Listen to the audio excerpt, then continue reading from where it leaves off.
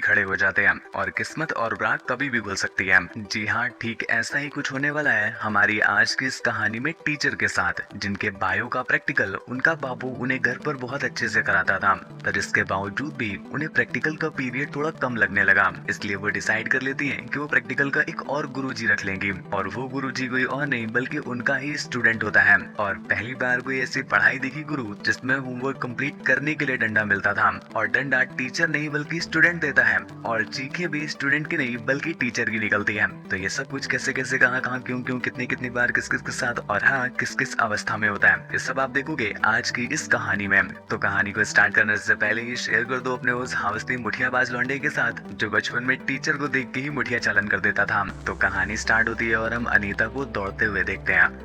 किसी के घोड़े पर बैठकर नहीं बल्कि अपने पैरों से दौड़ता हुआ देखते हैं। पर अगले दिन उसकी लड़खड़ाती चाल को देखकर हमें समझ में आ जाता है कि पिछली रात वो अपने बाबू के घोड़े पर दौड़ी है। इस वजह से वो स्कूल में भी लेट हो जाती है और आज इसका पहला दिन होता है। पर उसकी लड़खड़ाती चाल को देख करके बच्चे भी कुछ नहीं कहते, क्योंकि उन्हें समझ में आ जाता है कि मैडम जी को उनके बड़े टीचर ने अपने डंडे से मारा है। कुछ देर ज्ञान की बातें पेलने के बाद अनीता घर पर वापस आ जाती है। शाम को हम देखते हैं उसका बाबू थका हुआ होता है, इस वजह से वो अनीता की गर्म गुफा की गर्मी शांत करने से मना कर देता है। तो अनीता ऐसे ही सो जाती है।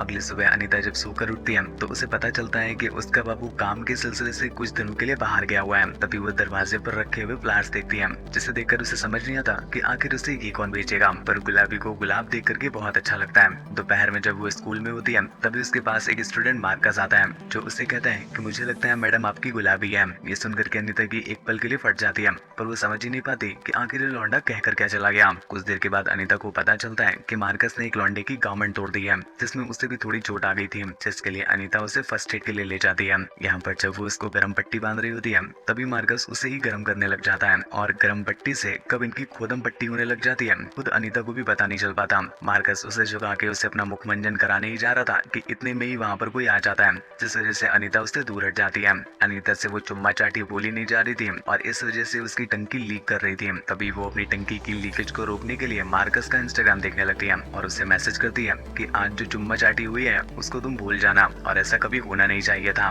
मार्कस वैसे भी नल्ला बेरोजगार आदमी होता है, तो तुरंत ही मैसेज सीन कर लेता है, और ये देख करके वो उसे अपने नु की फोटो भेज देता है। अब भाई साहब, झाड़ियों के बीच में लगी हुई छोटी सी मूंगफली देख करके अनीता को हंसी आ जाती है। अगले दिन अनीता के पास मार्कस के पेरेंट्स आए हुए होते हैं। दरअसल इन्हें उस दिन मार्कस की पिलाई की वजह से बुलाया गया था।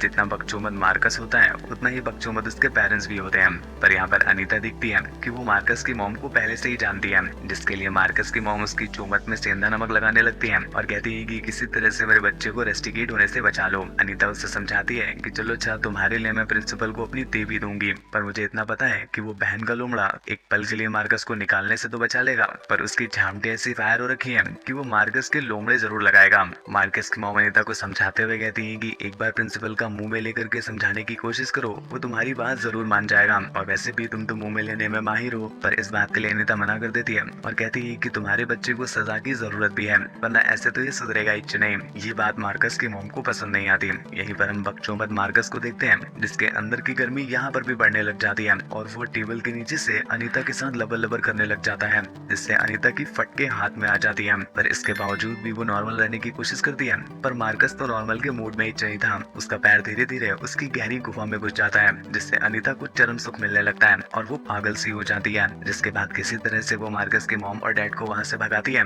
और फिर कोपचे में जाकर के अपनी गहरी गुफा की गर्मी अपनी उंगलियों से शांत करने लगती है। कुछ देर के बाद वहाँ से निकल करके अनीता जब घर जाने के लिए अपनी गाड़ी में बैठती है तभी वहाँ पर मार्कस भी पहुँच जाता है, जिसके बाद वो उसकी गाड़ी की डिक्की खोल के अपने पेट्रोल का नोजल उसकी डिक्की में डाल देता है और फिर रगड़ रगड़ करके उसकी डिक्की में अपना पेट्रोल भरने लग जाता है। अनीता भी अब तक उसकी हरकतों की वजह से तड़पने लगी थी, जिस वजह से वो उसे नहीं रोकती और उसके नोजल को अपने मुंह में लेकर उसका सारा पेट्रोल पी जाती है। खैर, उसके पेट्रोल की पूरी टंकी खाली करने के बाद अनीता घर तो पहुंच जाती है, पर इसके बावजूद भी अनीता के दिमाग से मार्कस का नोजल निकल ही नहीं रहा था और वो पूरी रात उसे ही अलग अलग तरह से इमेजिन करती रहती है। अगली सुबह अनीता मार्कस को टेक्स्ट करती है और कहती है, बेटा मजा आ गया लेकर तुम्हारा डंडा, गर्म पड़ी थी गुफा कर दिया तुमने ठंडा, तेल लगाकर तुमने जो मेरी सुझाई, आज सुबह तक मुझे तुम्हारी याद आई, आज रात को फिर करें गठबंधन क्योंकि मुझे करना है तुम्हारा मंजन, बिठा के घोड़े पे झुला देना झूला, पिला के दूध दबा देना कूला, तुम्हारी याद में चल रही हूँ लंगड़ाती चाल, तुम्हारी तीसरी टांग ने किया ऐसा कमाल, आज भी कर दो मेरे खेतों की सफाई, तुम्हारे लिए मैंने अपनी झाड़ियाँ हटाई, चिकने मैदान में एक बार खेल कर तो देखो, मेरी मोटी डिक्की को एक बार पेल कर तो देखो,